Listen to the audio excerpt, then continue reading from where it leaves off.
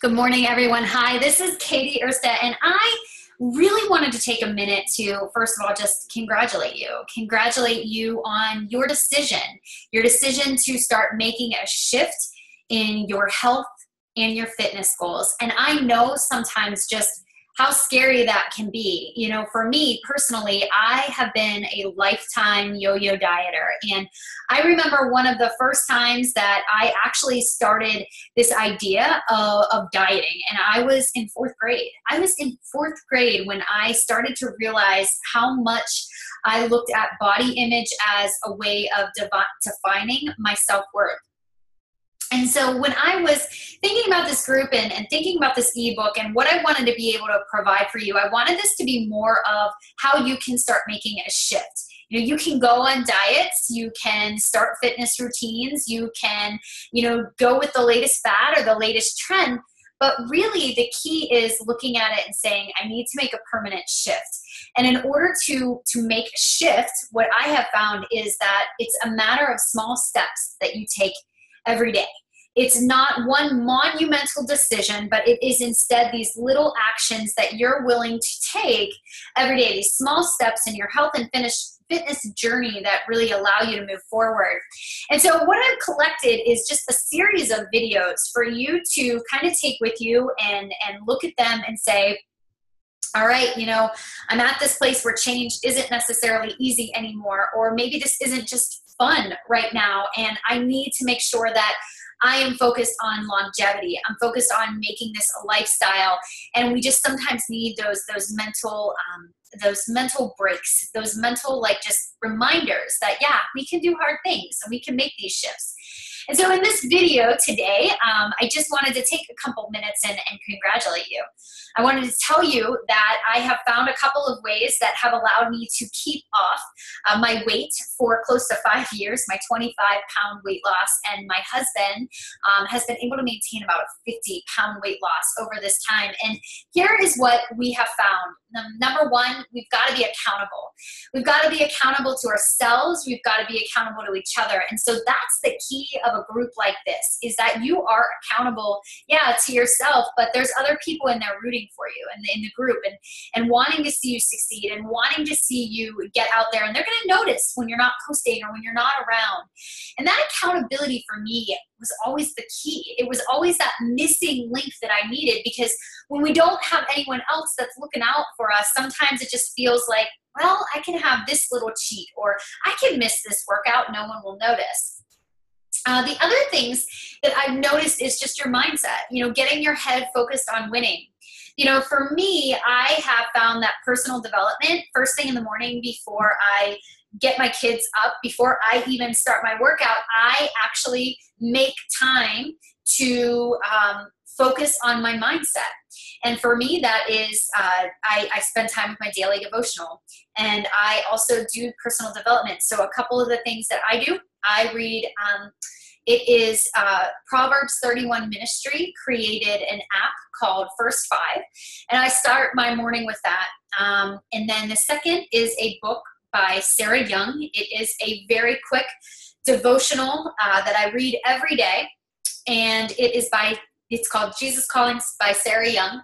And then every day, depending on where I am in my life, I read another personal development book, and it does take me about 35 minutes to do. And this is time that I have sacrificed over the last couple of years. The other the other book that I'm reading right now is Mel Robbins' The 5-Second Rule, which is a great book, a great read for anyone who is starting this new journey with health and fitness. But because it's about just that mindset, that quick decision to work out, that quick choice before you can talk yourself out of it. And it's been a great read so far, and one that I would encourage everyone to actually grab onto. I make sure that the choices that I have in terms of eating are focused on healthy.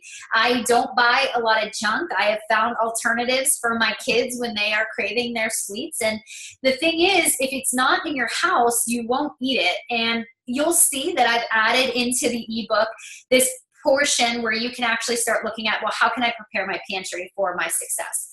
The other recommendations that I have are really simple. You know, if you have a doctor's appointment, you make every commitment to be there, right? You look at your calendar, you say, all right, I have a 10 a.m. appointment with my doctor. I need to be there. I need to make it happen. I need to make it work. You do everything in your power to do that. Well, the same should go for your workouts. Your workouts are ultimately a appointment you have for your health, and scheduling them in, especially when I started, was key. So you know your work schedule, you know your lifestyle better than anyone else.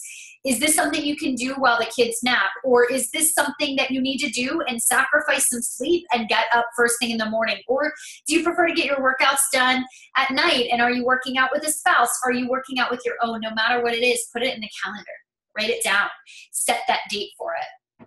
And the last one is just one that's a little bit more personal to me, but I work with women all the time. And the thing about diet is you yo-yo, right? You go up, you go down, you try this, you try that, and nothing seems to work.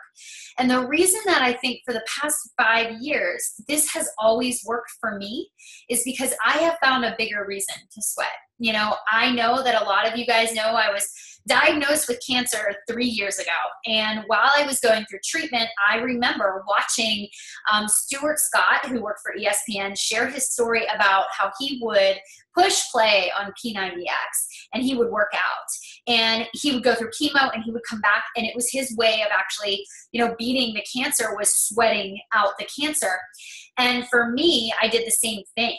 I would get up before a chemo treatment and I would sweat, or I would get home from a chemo treatment, and if I had enough energy, I would. But then I found myself asking other people if I was too weak, if they would sweat for me. And to my surprise, people were like, yeah, I'll sweat for you. And it was almost as if taking that idea of weight loss out of the equation, or, you know, the this is hard mentality out of it, and saying, you know, she's fighting cancer, I can do a 30-minute workout.